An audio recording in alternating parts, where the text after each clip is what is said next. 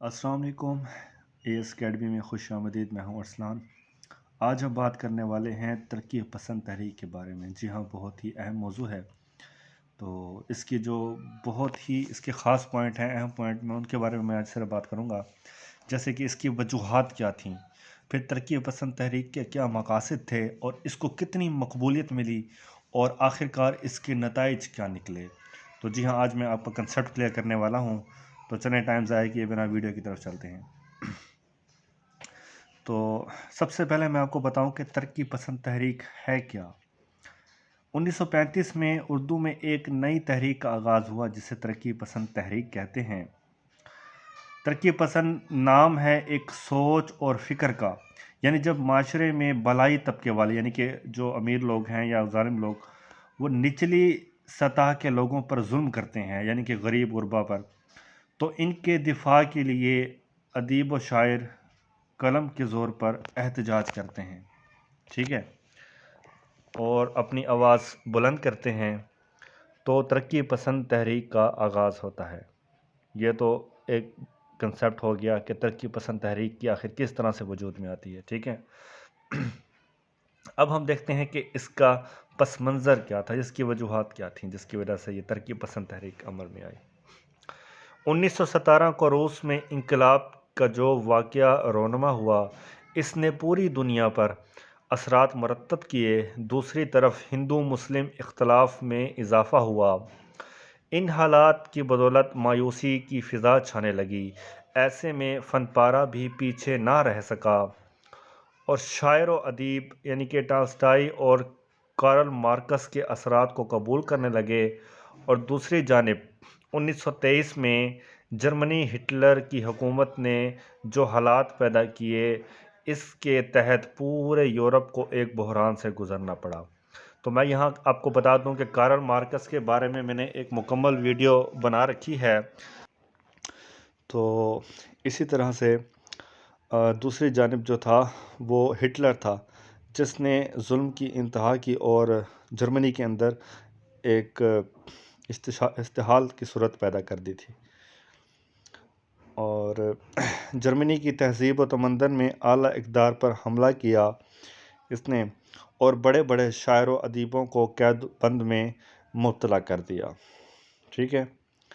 तो हिटलर के इस कदम के ज़ेर असर 1935 में पेरिस में बाज़ शौर आफाक शख्सियतों ने सकाफ़त के तहफ़्फ़ुज़ के लिए तमाम दुनिया के अदीबों को एक कॉन्फ्रेंस बुलाई। इस कॉन्फ्रेंस का नाम था the world Congress of the writers for the defence of the culture. अब हम देखते हैं कि इसके मकासद क्या थे, यानी कि इसका पस मंज़र तो हो गया। अब देखते हैं कि किस मकासद के तहत जो है ये वजूद में आ रही थी। कि पहले देखें तो फ़न और अदब को रिजत परस्तों के चुगल से आज़ाद करवाना और फ़न व लतीफ़ा को अवाम के करीब करना था। यानी कि फ़न अदीब को रिजत परस्तों, यानी कि हम जन्स जो लोग थे, उनसे आप आम लफ्ज़ों में यूँ कह सकते हैं कि एक बहुत ही बेतुकी शायरी जिसका कोई मकसद ना था, उससे हटाकर जो है लोगों के, गरीबों के दर्द की तरफ इनको मतवज्जो करना चाहते थे। इनके मकसद ये था पहला तो। दूसरा देखते हैं तो अदब में भूख, अफलास, गुर्बत और सियासी ग़ुलामी से बहस करना था, जो कि मैं आपको बता चुका हूँ कि इनका मकसद ही यही होता है। एक सोच फ़िक्र का नाम है ये, यानी कि जो लोगों के दुख दर्द हैं, उनको शायर और अदीब जो है अपने कलम के ज़ोर से जो है अपने फ़न पारे के अंदर इनके असरात इस तरह से बयान करते हैं कि पढ़ने के बाद ऐसा महसूस होता है कि ये इनकी खैर ख्वाही की तरफ इशारा कर रहे हैं। अगला देखते हैं तो वाक़यात और हकीकत निगारी पर ज़ोर देना है, यानी कि कोई ख़याली बातें ना हों कि जिस पे कोई चाँद से, आसमान से तारे तोड़ लाना या कोई इस तरह की कोई बात नहीं थी। बल्कि क्या थी, तरक्की पसंद तहरीक का मकसद ये है कि जो हालात हो रहे हैं, जो मौजूदा हालात हैं, जो भी गरीब लोग जो हैं, निचले तबके के लोग जो हैं, वो कशमकश का शिकार हैं, सियासी बहरान है, तो उनके वाक़यात को जो है हकीकत में अपने कलम के ज़ोर पे बयान कर देना। आगे देखें तो बीमार फरसुदा रिवायात जो रस्म व रिवाज की तरक्की में रुकावट हैं, इनको तुर्क करना। اب ہم دیکھتے ہیں کہ اس کی مقبولیت کیا ہے۔ تو اسٹوڈنٹس، میں جو ہے آپ کو اس کا ایک کنسیپٹ دینا چاہتا ہوں، تاکہ آپ کل کو کسی بھی طرح کا، چاہے MCQs ہی کیوں نہ ہو یا کوئی آپ کا پیپر ہو، تو آپ ترقی پسند تحریک کے بارے میں آپ کے پاس اتنا مواد تو ہونا کہ آپ آسانی سے جو ہے اس پیپر کو اٹیمپٹ کر سکو۔ تو اب ہم اس کی مقبولیت کے بارے میں بات کرتے ہیں۔ ہندوستان میں سب سے پہلے مشہور ادیب اور افسانہ نگار منشی پریم چند تھے۔ منشی پریم چند نے اسے خیر مقدم کہا۔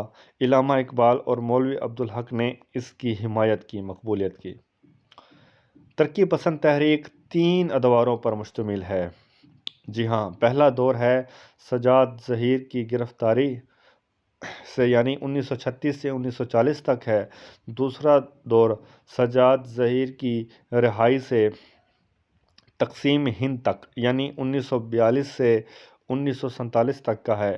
تیسرا اور آخری دور جو ہے وہ 1947 سے 1952 تک کا ہے۔ یہ ترقی پسند تحریک کا ایک دور ہے۔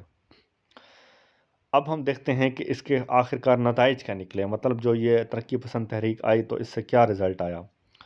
تو کارل مارکس کے اشتراکی نظریے کی اردو ادب میں ترجمانی کی گئی، جو کہ میں اپنی ویڈیو میں بتا چکا ہوں کہ مارکسی تنقید تھی کیا، آپ اس بارے میں بھی بتا چکا ہوں، تو آپ مزید وہاں سے لنک دوں گا، آپ دیکھ لیں گے، آپ کو اس کا بھی کلیئر ہو جائے گا